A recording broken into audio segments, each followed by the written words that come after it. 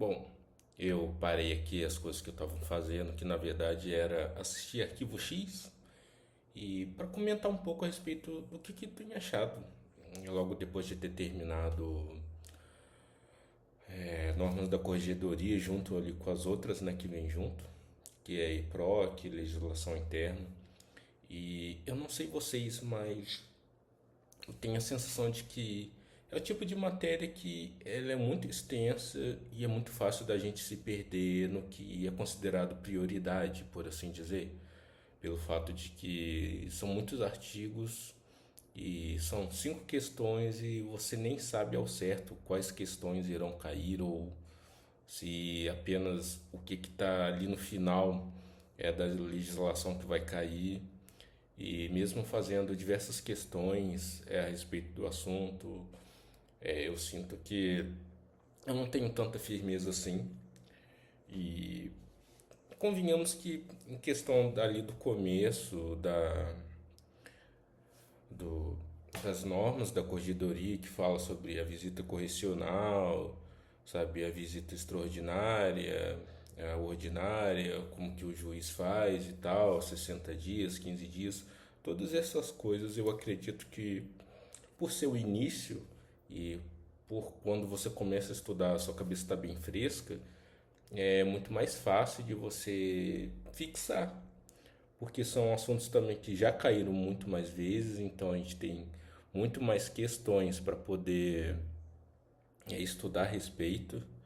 Então, diversos outros assuntos talvez nem tenham sido cobrados pela banca, e eu acho que isso daqui é meio complicado, porque a gente fica meio receoso, porque às vezes a forma como é cobrado, a forma como é redigido a questão pode te atrapalhar muito, principalmente quando utilizam muito de argumentos, frases ou palavras muito específicas do direito. Isso atrapalha muito quem não é da área. Eu percebi que muitos dos meus erros, fazendo questões relacionadas a esse tema, surgiu por causa disso. E depois que acabou ali o editar o simulado e no começo da semana a gente teve entregue, né, a nós o simulado individual, né, que mostra o que você errou, o que você acertou, quais foram as questões mais difíceis, isso e aquilo.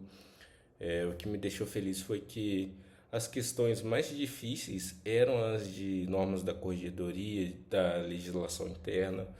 E por que isso? Porque é uma matéria nova que começou a ser cobrada o ano passado, então não tem tanta questão.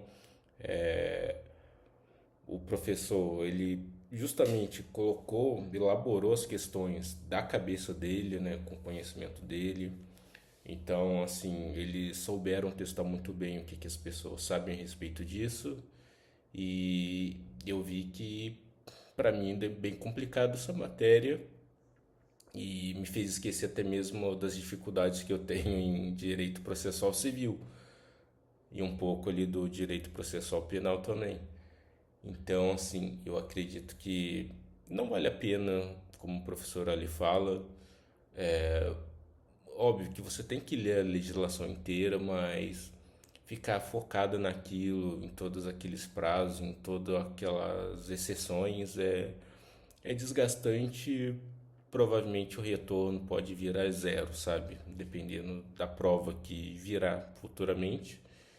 Então a gente tem que ir para o custo-benefício, e que é o que? É EPROC, teletrabalho, aquela parte ali de carreira, um pouco ali da legislação interna. Essas três aí provavelmente você sabe que umas 2 ou 3 questões vai cair, ou 4, não sei ao certo. Então a gente tem que tomar muito cuidado porque é muito fácil da gente se perder nesses momentos, porque a gente quer gravar alguma coisa que talvez, poxa, será que compensa? Então é uma matéria que pode dificultar muito a gente se a gente não tomar cuidado. Eu acredito que direito processual civil também, por causa ali da parte de recursos e tal, que é uma parte bem extensa. E a gente acaba esquecendo das outras leis pequenas, né? Que é o de os juizados especiais. Então, assim, provavelmente, com certeza terão questões a respeito de juizado especial na prova e você agarrar em uma parte que tem muitos artigos, esquecer dessa base são poucos artigos, isso daí é matar muito da sua chance de acertar uma questão. Então a gente sempre tem que lembrar do custo-benefício. Eu acho que eu fiquei muito agarrado, não só em processo civil e também em legislação interna, normas da corregedoria, porque eu quis tentar pegar tudo e não vai rolar, sabe? Eu chego bem tarde aqui do trabalho, umas 6 horas, mas é um trabalho que me consome muito mentalmente, fisicamente e não tenho nem ido na academia ultimamente. Então, eu tenho tentado focar em 1 ou 2 horas por dia, porque é o que minha cabeça tem conseguido comportar ultimamente de estudo. Na hora do almoço, tento fazer algumas questões. Quando estou de ônibus, eu dou uma lida na lei seca. Faço mais algumas questões quando dá. Mas, assim, se eu falar para você que eu estou tendo o mesmo desempenho assim, de estudo de 2 horas, 4 horas diárias, igual eu fiz o ano passado loucamente, e eu não tô tendo. Mas te dizer que mesmo assim parece que eu tô tendo um aproveitamento melhor. Tô dando um tempo mais para minha cabeça descansar, repensar no assunto. Eu leio e eu não embaralho as coisas, não confundo. Então talvez a gente ir seco loucamente atrás do pote de ouro só vai fazer o pote de ouro se afastar ainda mais, né? Talvez depois de tanto insistir, estratégias que não deram certo, talvez o nosso erro seja não ter equilíbrio, né?